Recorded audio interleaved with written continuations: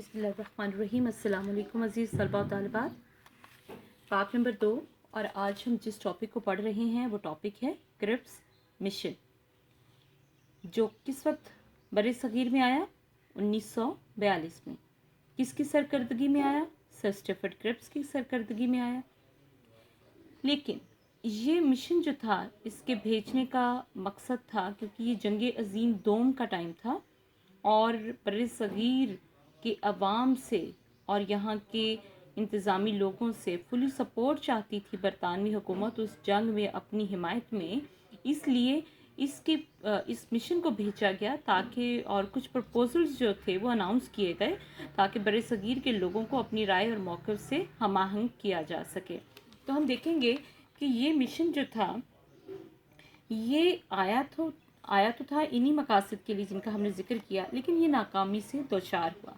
लेकिन इसकी नाकामी की तमाम तर जिम्मेदारी जो थी वो सर स्टीफर्ड क्रिप्स ने खुद कबूल की। और जंग अज़ीम दोम, इसका टाइम पीरियड आपको लाजमी याद रखना है। ये टाइम पीरियड है 1939 टू 45, यानी 1939 से 45 का टाइम था। क्रिप्स मिशन जो था वो कौन कौन से प्रपोजल्स लेकर आया था? तो यहाँ पे 4 प्रपोजल्स, जैसा कि यहाँ पे हेडिंग्स में मेंशन है। तो आपने इनमें से पहला जो है वो है बर्रे सग़ीर ताज बरतानिया के मातहत होगा। यानी इस पॉइंट पे कहा गया कि बर्रे सग़ीर जो है इससे पहले बरतानवी हुकूमत के डायरेक्ट कंट्रोल में था। और कहा गया कि इसके बाद, जब आप जैसा कि जानते हैं कि बरतानिया जो है वो दुनिया का ऐसा मुल्क है जहाँ पे आज भी बादशाहत के ओहदे को महफूज रखा गया है, बरकरार रखा गया है, जिसकी रीज़न ये है कि वो लोग अपनी पुरानी तारीख़ी रिवायात को याद रखते हुए और अपने पुराने दौर को जो है उसकी याद ताज़ा रखने के लिए उन्होंने अपने इस ओहदे को आज तक कायम रखा है। लेकिन ये ओहदा जो होता है बादशाह का, ये बेइख्तियार होता है। तो इसलिए बर्रे सग़ीर के बारे में कहा गया कि हुकूमत जो है वो मामलात में इंटरफेयर नहीं करेगी और बरतानवी जो ताज है यानी बादशाहत जो है उसके अंडर कर दिया जाएगा। यानी जिन ममालिक पर भी बरतानवी हुकूमत कब्ज़ा करती थी और उनको अगर अपने अंदरूनी इख्तियारात में थोड़ा सा अगर वो बाइख्तियार करना चाहती थी तो फिर उसे वो ताज बरतानिया के अंडर कर देती थी। तो इस तरह से कहा गया कि जंग ख़त्म हो जाएगी अगर फेवर में हमारी हो जाएगी और आप हमारी सपोर्ट करेंगे तो बर्रे सग़ीर को हम बादशाहत के अंडर कर देंगे, जिसके बायस बरतानवी हुकूमत जो है वो आपके अंदरूनी और बैरूनी मामलात में फिर दखल अंदाजी नहीं करेगी। नेक्स्ट में कहा गया कि बड़े बड़े जो शोबे थे उनकी स्पुर्दारी कर दी जाएगी। किन लोगों के स्पुर्द कर दिए जाएंगे और कौन से शोबे? ये होंगे दिफा, अमूर ख़ारजा और मवासलात। यानी इसके समेत बहुत से दीगर शोबे जो हैं वो भी मकामी लोगों, यानी जो बर्रे सग़ीर के रहने वाले हैं, हिंदुस्तानी लोग हैं, उनके सपुर्द कर दिए जाएंगे। उसके बाद तीसरे नंबर पे है मरकज़ी असम्बली और आइन साजी। यानी इसमें कहा गया कि आइन साजी के लिए, यानी मुल्क के लिए, बर्रे सग़ीर के लिए आइन बनाने के लिए एक मरकज़ी असम्बली मुंतखब की जाएगी जिसका चुनाव करेगी सूबाई कानून साज असम्बलियाँ। अब आइन जब मुकम्मल, और ये जो है मरकज़ी असम्बली ये पूरे बर्रे सग़ीर के लिए आइन बनाएगी। जब पूरा आइन बन जाएगा उस वक्त इसे हर सूबे के पास अप्रूवल के लिए भेजा जाएगा, यानी तौसीक के लिए भेजा जाएगा।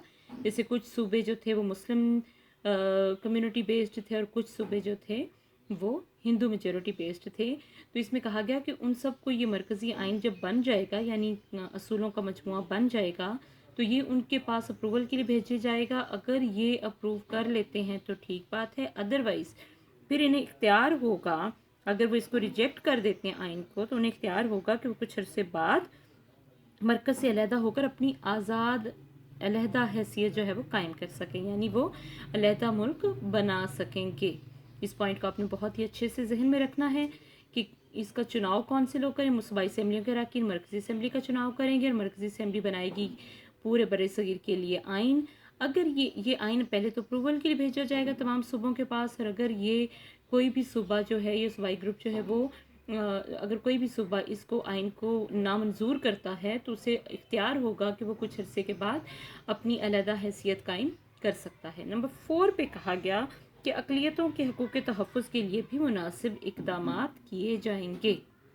تو یہ 4 مین پوائنٹس جو ہیں یہ بہت ہی امپورٹنٹ ہمارے بورڈ پوائنٹ آف ویو سے بھی کویسچن ہے کہ کرپس مشن کی تجاویز تحریر کریں، کوئی سے 3 یا 4 لاسٹ میں آپ کو یہ آنی چاہیے۔ اس کے بعد ہم بات کریں گے سیاسی جماعتوں کا رد عمل، یعنی اس میں پھر ان پروپوزلز پر پولیٹیکل پارٹیز جو تھیں انہوں نے کیا رد عمل ظاہر کیا۔ تو چونکہ اس میں بات تو یہ لازمی کی گئی تھی کہ صوبوں کی توسیع کرائی جائے گی، اور اگر صوبے اگری نہیں کریں گے تو ان کی علیحدہ حیثیت قائم کر دی جائے گی، لیکن چونکہ اس سے پہلے پاکستان کا مطالبہ بڑے واضح اور ٹھوس الفاظ میں بیان کیا جا چکا تھا، تو اس مطالبے کو انڈائریکٹ ورڈز ایکسیپٹ کرنے کے بجائے اگر ابھی بھی انڈائریکٹ ہی رکھا گیا تھا تو اس بات کو لے کر مسلم لیگ جو تھی وہ کسی حد تک خائف تھی، اور وہ اس بات کو پسند نہیں کر رہی تھی کیونکہ پاکستان کا مطالبہ اس میں واضح الفاظ میں نہیں کیا گیا تھا، اس لیے مسلم لیگ نے اسے ریجیکٹ کر دیا۔ دوسرے نمبر پہ ہم بات کریں گے تقسیم کی تجویز کی نامنظوری، یعنی اب یہی بات جو مسلم لیگ کے فیور میں جا رہی تھی یہی بات کانگریس کے اور ہندو کمیونٹی کے انگیسٹ تھی، یعنی وہ تو تقسیم کی کوئی بھی اسکیم قبول کرنے پہ اگری نہیں کر رہے تھے، لہٰذا انہوں نے اس کو اس لیے نامنظور کر دیا۔ ہمارا نیکسٹ ٹاپک ہے جناح گاندھی مذاکرات۔ جناح گاندھی مذاکرات جو کہ مارچ 1944 میں ہوئے، اس کا جو ابتدا تھی وہ گاندھی کے خط سے ہوئی تھی، جس میں گاندھی نے کہا کہ قائد اعظم کو خط میں لکھا کہ آج میرا دل کہہ رہا ہے کہ میں آپ کو خط لکھوں، آپ جب چاہیں میری اور آپ کی ملاقات ہو سکتی ہے۔ تو فوکس کیا ہے؟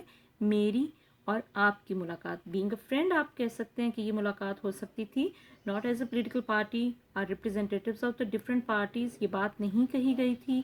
لہٰذا گاندھی نے جب یہ بات کی اور انہوں نے ساتھ میں یہ بھی کہا کہ مجھے اسلام یا مسلمانوں کا دشمن نہیں سمجھیے، میں نہ صرف آپ کا بلکہ پوری دنیا کا دوست اور خادم ہوں، مجھے مایوس نہ کیجیے گا۔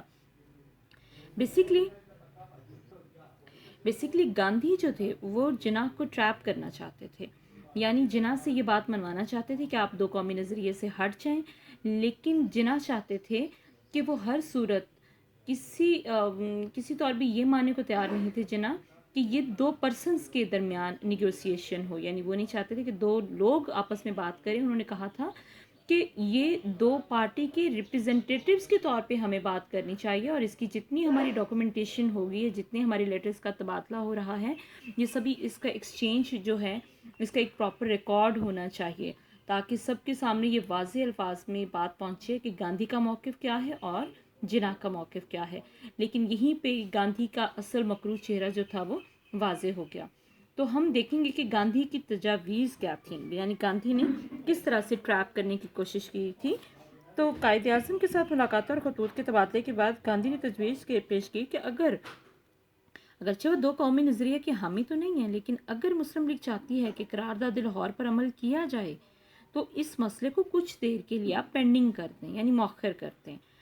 اس سے مراد کیا تھی کہ گاندھی یہ چاہتا تھا کہ پہلے انگریز جو ہیں وہ اس ملک سے نکل جائیں، مسلمان ہمیں فلی سپورٹ کریں اور ہم انگریزوں کو یہاں سے نکالنے میں کامیاب ہو جائیں، اور جب انگریز بر صغیر سے چلے جائیں گے تو پھر جو ہندوز ہیں، کانگریس جو ہے وہ پورے کے پورے بر صغیر کے ہندو اکثریتی یعنی میجورٹی کی بیس پہ مسلم لیگ کو کسر خود ہی کچل دیں گے، اور اس بات کو بڑے اچھے طریقے سے قائد اعظم انڈرسٹینڈ کرتے تھے۔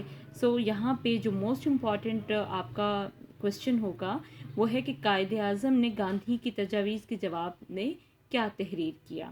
تو قائد اعظم نے گاندھی کے اس انداز کو، جو یہ بات انہوں نے کی، اس انداز کو دھوکہ اور مکاری قرار دیا، اور اس بات پر زور دیا کہ ہندوستان کو اگر آزاد کرنا ہے، جیسی ڈیمانڈ تھی گاندھی کی بھی، اگر آزاد کرنا ہے تو اس سے آزاد کرنے سے پہلے انگریزوں کو کیا کرنا چاہیے کہ انہیں مسلمان کمیونٹی کا بھی خیال رکھنا چاہیے، اور اس پہلے پاکستان کا مسئلہ حل کرنا چاہیے، کیونکہ کانگریس اور گاندھی پر کسی صورت بھی اعتبار نہیں کیا جا سکتا تھا کہ انگریزوں کے چلے جانے کے بعد جو ہندو کمیونٹی ہے وہ مسلمانوں کے مطالبات، جو جائز مطالبات ہیں، ان کو بھی ماننے سے ہمیشہ انکاری کرتی رہی، تو وہ بعد میں کیا سلوک کریں گے۔ اسی بات کو لے کر قائد اعظم نے بہت ہی خوبصورت انداز میں اس کا منہ توڑ جواب دیا۔